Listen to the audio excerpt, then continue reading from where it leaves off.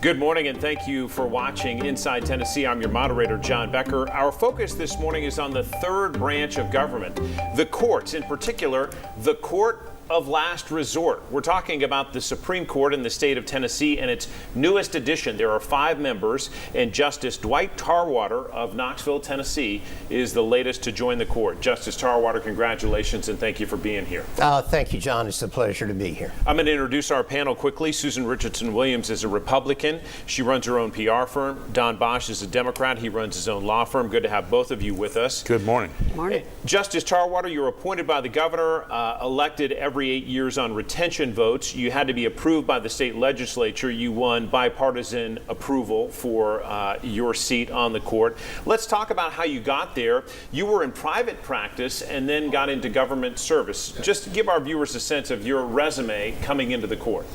Well, I'm a native Knoxvillian. Went to the University of Tennessee, and where I was a torchbearer. Went to the University of Tennessee College of Law. And I started my career at a firm called Edgerton McAfee. And one of my workmates there was Herbert Slattery, who turned out to be counsel to the governor and later attorney general. In 1987, I formed my own firm.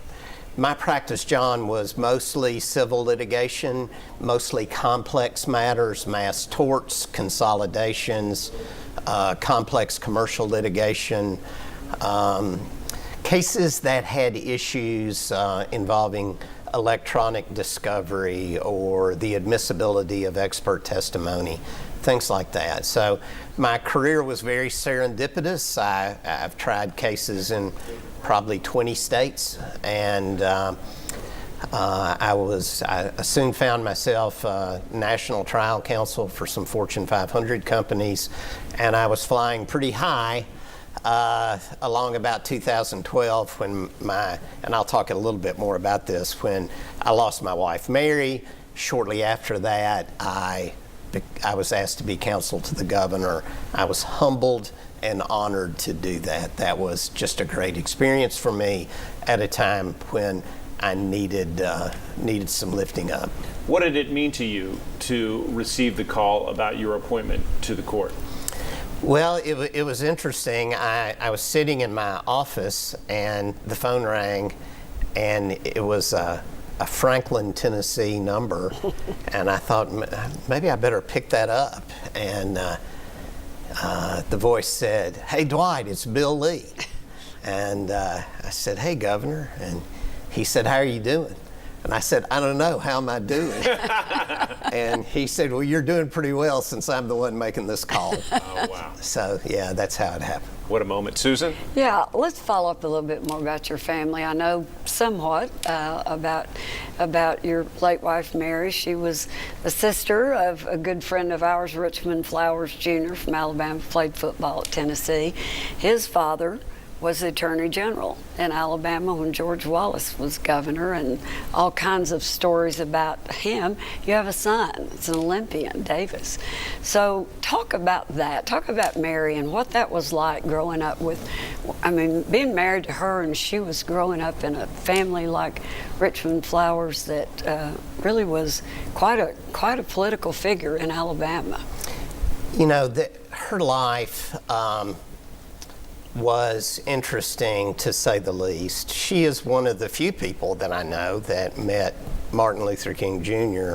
when her father got him out of jail for vagrancy in Montgomery and brought him back to the house. Her father was on the correct side of the civil rights struggle in Alabama, which was not a very popular place to be at the time. And he was involved in the Selma March. Not that he was a marcher, but he was advising the governor on that. He investigated and prosecuted the Ku Klux Klan, and that didn't make him very popular in Alabama. And argued a couple of cases before the U.S. Supreme Court. So he was very accomplished and very much a pioneer. Unfortunately, they play hardball in Alabama They politics, did back then. and he was indicted and served some time in a federal penitentiary And when that happened, Susan, as you know, and I know you and Dick are good friends with Richmond and Diane, but as you know, the Flowers family was deeply, deeply affected by that. And Mary wasn't very trustful of politics. And I often wonder what she might think if she were to tune in on Sunday morning. Well, Very, very good for a question. point, I think Richmond Flowers Senior, wasn't he pardoned by? Was he pardoned by President Carter? Do I remember that correctly? He was pardoned by President Carter, and actually the federal statute that he was convicted of violating was declared unconstitutional. Right. And That's a little background for Justice Tarwater. We're going to take a quick break. We're going to talk about judicial philosophy and also what's ahead on the court when we come back with the newest justice of the Tennessee Supreme Court, Dwight Tarwater, right after this.